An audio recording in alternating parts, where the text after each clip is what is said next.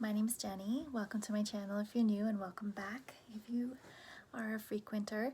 I wanted to share just a little bit of thoughts today on a reading project that I did in 2020. I announced the project at the end of 2019, and my goal was to pick 12 authors that I had read previously and wanted to reread. And I just wanted to kind of go through my thoughts on how that process went with you today. So overall, I think I had a really good turnout from it. I'm just gonna look at my notes to tell you.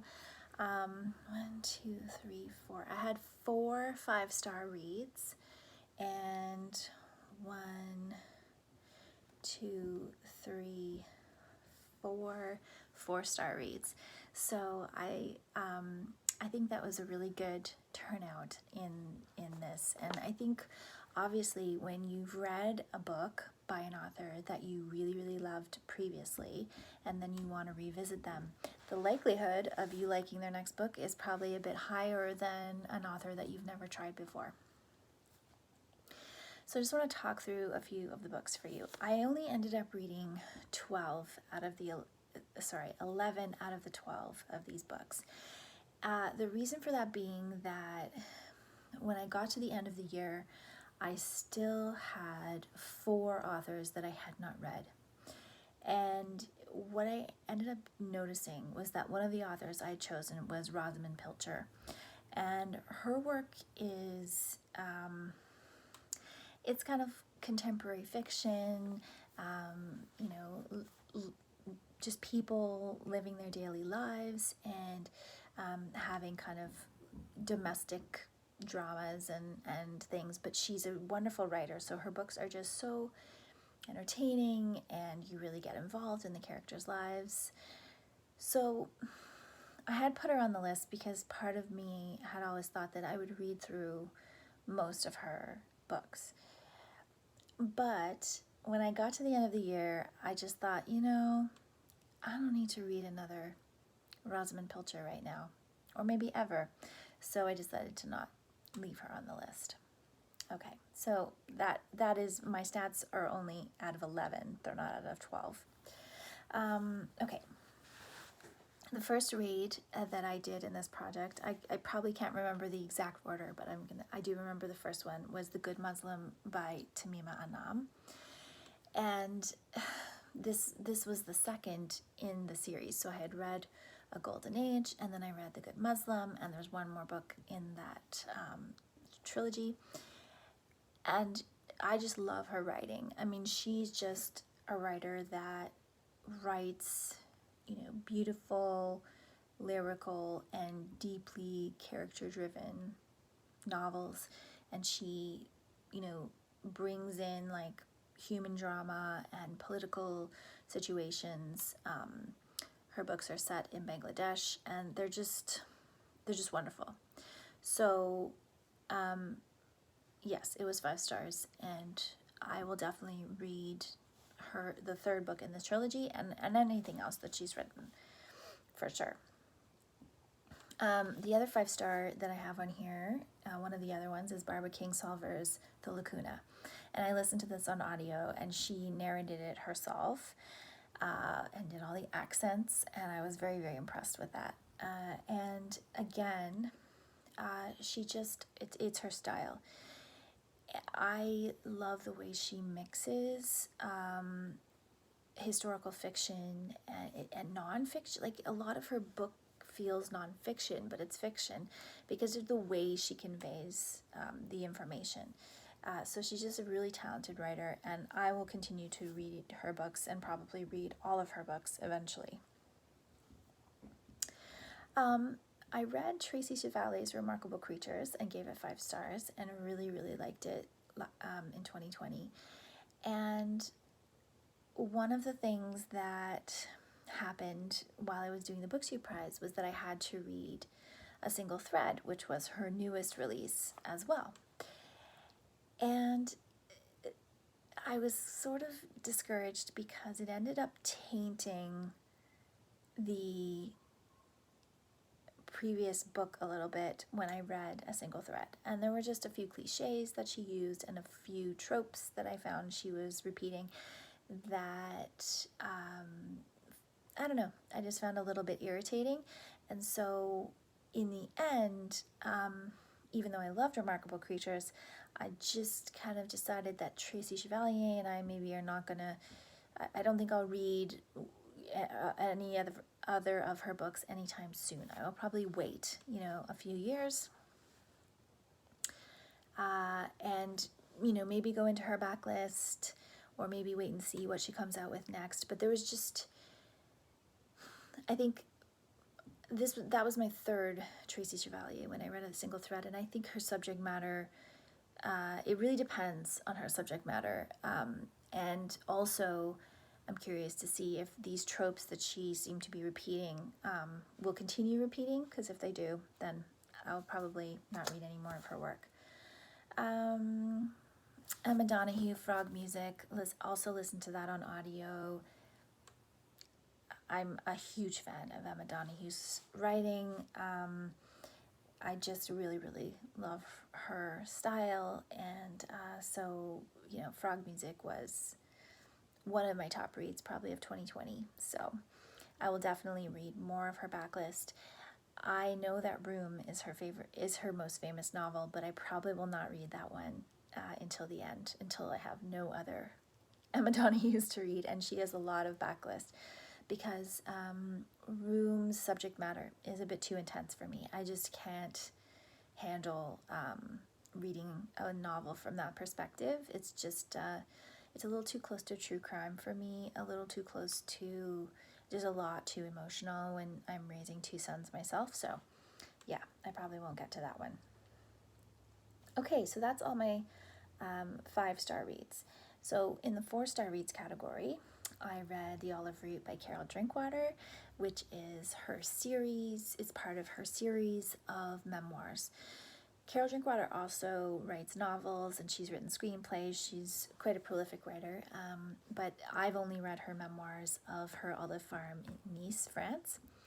And The Olive Root is about a trip that she took when she was going to all of the countries where the olive tree has been rumored to have been born, and following that pilgrimage. It was a pilgrimage to kind of learn as much as she could about olives and the olive tree, and where it kind of was birthed in the Mediterranean region. So it was a wonderful memoir.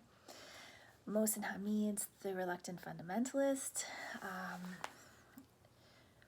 really great novel. I loved the perspective. He is also another writer who I just really dig his style. Like there's something about it, the way he writes, that really clicks with me, and his perspective and his way of looking at the world just really clicks with me. So I will definitely read the rest of his work as well. Helen Dunmore's The Siege was 4 stars. My favorite Helen Dunmore so far is The Lie, and I adored that book. It was one of my top books of 2019, and I enjoyed The Siege. I mean, it was very heavy subject matter. The Siege of St. Petersburg by the Nazis in World War II, and the starvation of the people living there. And there is a sequel to this book called The Betrayal, which I do plan to read. Reading Helen Dunmore, I'm going to keep reading Mohsin Hamid's other work. I read a short story collection by Margaret Lawrence. She is she's the author of my favorite novel of all time, The Diviners. And I liked those stories. They were also set in the same fictional town in Manitoba as The Diviners. And there were probably characters that overlapped, but it's been quite a while since I read The Diviners, so I couldn't really remember. And they're interconnected short stories, which are always interesting. And I think there was a few things that I felt lacked a little bit. So there were some aspects that I wish would have been, aspects of the character, the main character of the book, that I wished would have been explored more than others, but overall I did enjoy those stories quite a bit. And my plan is to read at least all of Margaret Lawrence's books that are set in, they're called the Manahuaca series, so I will definitely like seek those out and read all of those in future. And I think that is it for 4-star reads. So the 3-star reads ended up being Siri Husved's Men Looking at Women, A Woman Looking at Men Looking at Women. And this is an essay series. So what I was trying to figure out with Siri Husved is if she's just going to be someone that I greatly admire and, you know, wish I loved her writing as much as I love her as a person, or if I would really get along with her nonfiction more than I got along with her fiction. And basically my little experiment meant that the jury is still out. I think that I liked several of the essays I read, and but I was not in love with anything, and a lot of her nonfiction writing is very specific to her interests around psychology, the brain, and you know, mathematics and things like that, which I am not interested in at all. But I did enjoy most of her writing on art, and so and her kind of feminist analysis of things. So I will definitely continue my journey with her. I wasn't able to come to a complete conclusion from just the 2 books of hers I've read, so I'm going to continue on with some of the other ones that I have on my TBR. The most recent books I finished were Exit the Actress by Priya Parmar and Sophie Oksanen's Norma. Both of them got 3 stars from me. Exit the Actress was Priya Parmar's debut novel, and I think Vanessa and Her Sister, her second novel, which I read first, is superior. Exit the Actress was really interesting historical fiction, but it just didn't grab me the way Vanessa and Her Sister did, and I think it was a bit too long. So 3 stars. Sophie Oksanen's Norma was also an earlier novel from The Purge, which I read from Sophie a few years ago. Again, I think The Purge is a superior novel. Norma had a bit too much going on for me. There were just too many things. It was a bit too convoluted, and while I did learn some interesting things from it, and I think Sophie Oksanen is a really fresh and compelling writer in the way she tells stories, I was not that impressed with Norma overall, and I'm not sure if I will revisit her work in future. It would really depend on future novels and what they were about if I wanted to try her again. I don't think I'll seek out any more of her backlist at this point. And that's 11 novels right there. So I think this was a fun project. I would recommend anyone trying it, because I think, you know, when you're always going forward in the new, you tend to forget authors that you really loved previously, and forget kind of looking through their backlist or even picking up their new releases.